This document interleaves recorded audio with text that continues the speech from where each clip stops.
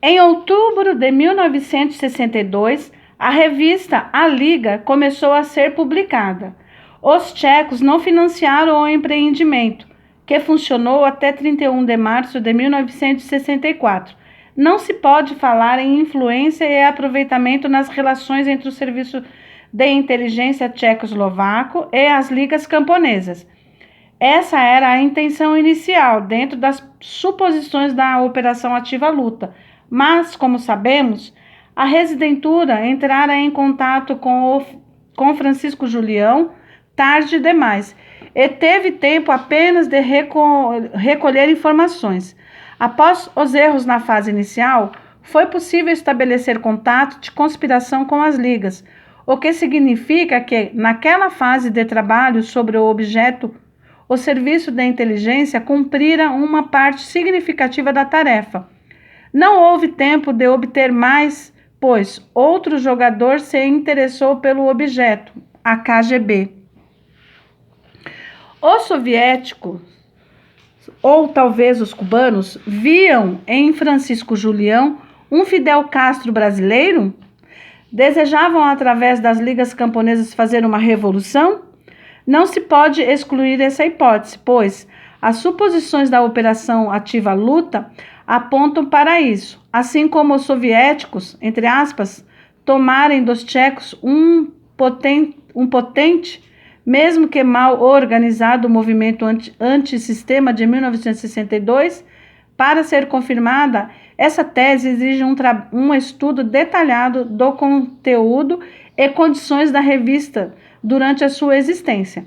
O conflito de Julião com o Partido Comunista Brasileiro não significa muita coisa, pois, no fim das contas, Fidel também não era comunista, inicialmente. Não temos acesso aos arquivos de Moscou ou de Havana e não há como verificar isso. Contudo, é fato que as ligas camponesas, com a sua ampla base de membros e extensa rede de organização, era interessante para os serviços secretos dos países socialistas. Nos documentos tchecos há também, por exemplo, indício de interesse dos húngaros nas ligas. No Brasil, também são conhecidos alguns documentos cubanos sobre as ligas, sobre os quais escreveremos no capítulo seguinte. Podemos acrescentar que uma operação parecida com a Operação Ativa Luta foi planejada no Paraguai, o que é surpreendente, pois nem o Serviço de Inteligência Tchecoslovaco, nem o soviético possuíam qualquer informação e o reconhecimento da situação era praticamente nulo. Mesmo assim, um dos camaradas na Residentura, não sabemos se forçado ou por iniciativa própria, inventou um plano que depois foi aprovado em Praga pelo ministro do Interior, chefe da STB. Mais ou menos na mesma época que surgiu a Operação Ativa Luta, foi inventado a Operação Ativa Bola, de modo semelhante à Operação Ativa Luta. A STB queria provocar e direcionar uma guerra civil no Paraguai. Porém, como a STB possuía informações fragmentadas sobre aquele país, o audacioso projeto ficou apenas no papel. Mas o esforço do Serviço de Inteligência Tchecoslovaco foi reconhecido. Talvez o elemento mais interessante desta operação seja seu fracasso e interrupção, em grande parte para obter o conhecimento indispensável. Foram usados colaboradores secretos brasileiros e uruguaios, o que demonstra a forte relação desses agentes com os seus órgãos condutores.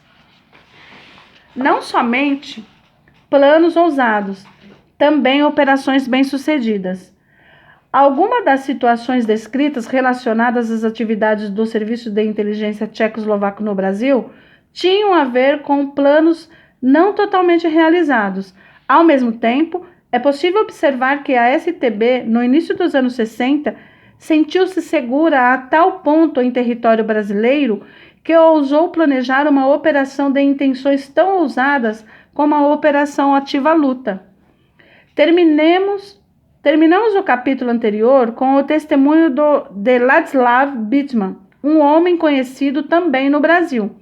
O significado das suas informações entregues aos americanos é demonstrado pelas sentenças dos tribunais comunistas da Tchecoslováquia.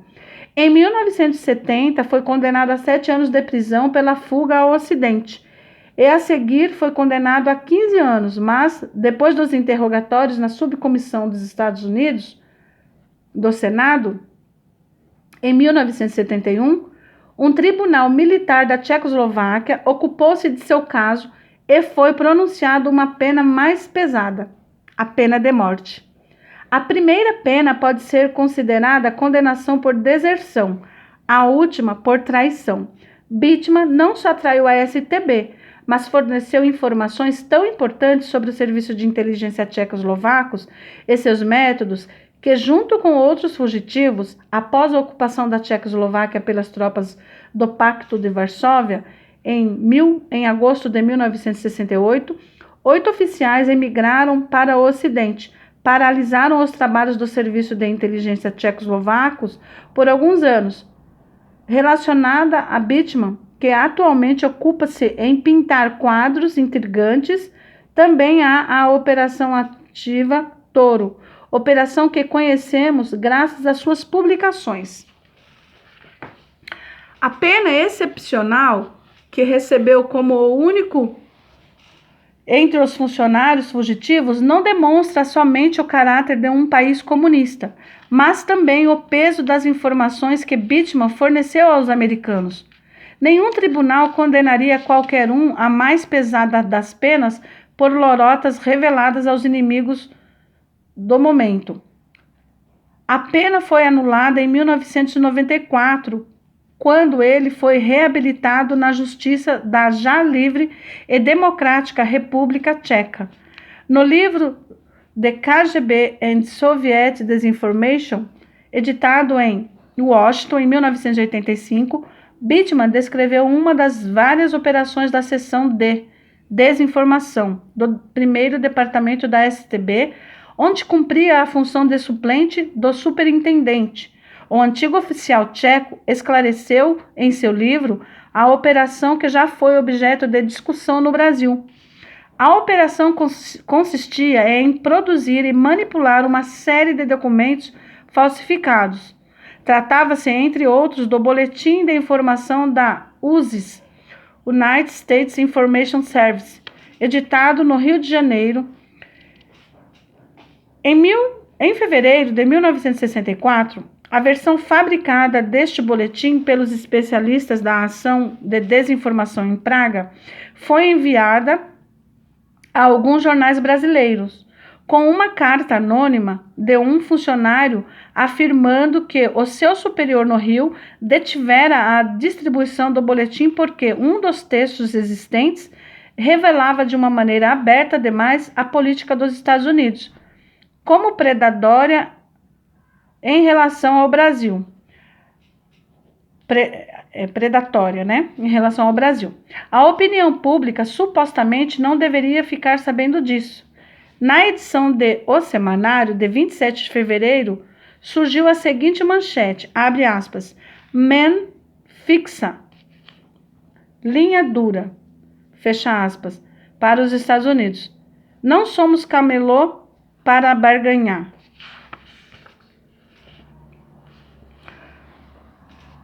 A imagem mostra um fragmento do Diário do Arquivo.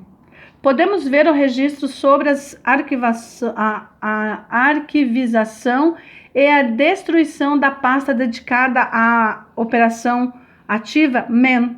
Essas duas operações ativas estavam relacionadas aos acontecimentos descritos por Ladislav Bitman. Vamos nos concentrar na Operação Ativa Toro. Bitman não usa o nome Toro, mas Man, M-A-N-N. Mas logo esclarecemos que trata-se de uma especificação, pois, ao escrever sobre o caso, o espião descreveu duas operações concretas ativas que envolveram não somente o Brasil, mas a América Latina em geral. Sobre a Operação Ativa Toro, o documento que possui mais dados é o relatório sobre a atividade da Seção 8 no primeiro semestre de 1964. A seção 8, ou seção D, do Serviço de Inteligência, era justamente a seção de desinformação. É a operação ativa, da qual o chefe era o coronel Borek, e seu suplente, o capitão Britcha, Ladislav Bittman. Esse relatório, de 33 páginas, descreve todas as operações ativas do período pelo mundo. No documento, foi feita a divisão de acordo com as seções territoriais. Para nós, interessa a seção 1, americana, e logo na página 2 há um capítulo inteiro, abre aspas, México, Uruguai, Brasil, fecha aspas. Abre aspas. As residenturas citadas estiveram no primeiro semestre. O Brasil é avaliado somente por 4 meses por causa da interrupção dos trabalhos em maio. Bem ativas, durante a execução da operação ativa. Realizaram principalmente algumas operações segundo as ordens da Central. Abre parênteses. Operação ativa Plamen, a operação ativa Touro, operação ativa Mosquit e a operação ativa Hashshot. Fecha parênteses. No âmbito das quais foram alcançados bons resultados e respostas. A residentura no Brasil recebeu um elogio pela execução da operação ativa Touro e pela operação ativa Plamen. Foi proposto um elogio ou um prêmio para os residentes no Uruguai e no México. Falsificação de material da USES com o objetivo de comprometer os Estados Unidos e Thomas C. Mann. A operação ativa foi totalmente preparada na Central, começando pela elaboração e tradução do texto inventado, baseando-se no conhecimento da política dos Estados Unidos, e terminando com a execução técnica em folhas produzidas pela seção 9. A credibilidade dos nossos materiais não chegou a sequer ser questionada, e por isso a imprensa progressiva não hesitou em publicá-los. Houve também reações no parlamento e na embaixada dos Estados Unidos.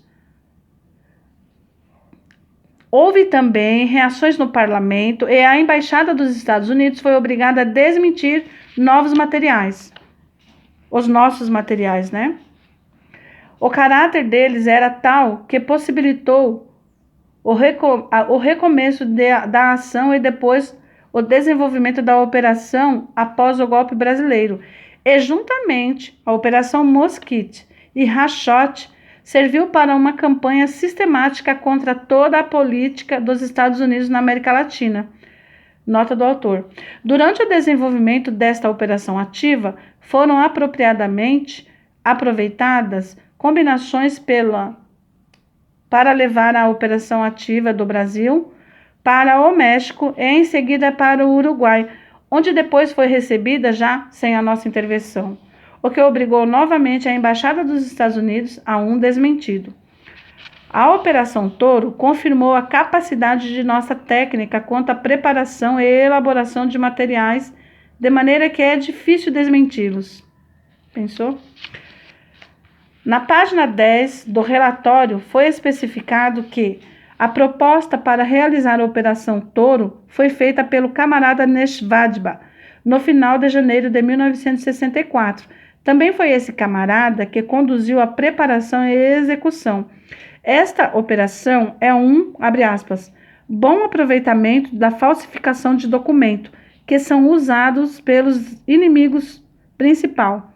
A Operação Touro teve grande resposta em toda uma fileira de países da América Latina. As embaixadas dos Estados Unidos no Rio de Janeiro e em Montevidéu foram obrigados a emitir declarações oficiais nas quais tentaram, com relativamente pouco sucesso, negar a veracidade dos nossos materiais. A operação ativa foi iniciada em 14 de fevereiro e ainda em 6 de junho os materiais foram usados com sucesso no Uruguai. Operação Touro também foi aproveitada como recurso apropriado para comprometer os Estados Unidos em relação ao golpe brasileiro. Fecha aspas. Não há dúvidas que a operação relembrada por Bittman é justamente a Operação Touro, tão elogiada no relatório secreto pelo superintendente da seção 8, Borek. É a confirmação de que materiais que forjavam a autoria da USES americana foram, na verdade, fabricados em Pragas e enviados para diferentes redações brasileiras, enquanto a STB apenas observava tranquilamente a informação falsa conquistar toda a América Latina. A operação tinha vida própria e, após o golpe de Estado, foi possível manter a falsa interpretação de que os Estados Unidos estavam por trás do golpe. Podemos citar um registro do camarada Peterka de 10 de julho de 1964, encontrado na pasta de correspondência operacional número de registro 80905, que resume o seu trabalho na Residentura no Rio. Nas páginas 8 e 9 do extenso relatório, no capítulo, abre aspas, participação em operações ativas, fecha aspas, ele menciona a AO CLASSEC, operação que tem como objetivo desacreditar os Estados Unidos no Brasil, executada por intermédio do agente Keller, em base a materiais da central. Fecha aspas. Em outro lugar desta pasta foi escrito sobre a operação CLASSEC, abre aspas, contra a política exterior americana em relação ao Brasil para o descrédito da CIA e dos ambientes direitistas pró-americanos no Brasil, cooperação com as residenturas no México, fecha aspas. Mas Peterka também se gabava de sua participação em outras AO, como a Liga, descrédito da Aliança para o Progresso, e a Operação Toro, abre aspas, descrédito de Thomas Mann. Coparticipei com outros membros da Residentura e, por intermédio do Magno, garantia a distribuição dos materiais para as redações dos jornais brasileiros, fecha aspas. A pasta do agente Magno, anteriormente de codinome Carlos, contém os episódios citados ocorridos entre os dias 11 e 14 de fevereiro de 1964. Em um relatório anterior, Peterka usou datas para descrever os dias em que realizou a Operação Toro. Assim, basta verificar a pasta do agente mencionado, número de registro 4017, onde se lê, abre aspas, a Operação Ativa Toro, Magno cumpriu a sua parte como o planejado, fez o reconhecimento, entregou algumas cartas na agência do Correio, na Avenida Rio Branco, visitou 3 redações, conseguiu mensageiros para o envio dos materiais restantes e, exatamente como foi combinado, cumpriu as tarefas respeitando todas as regras de conspiração. Fecha aspas.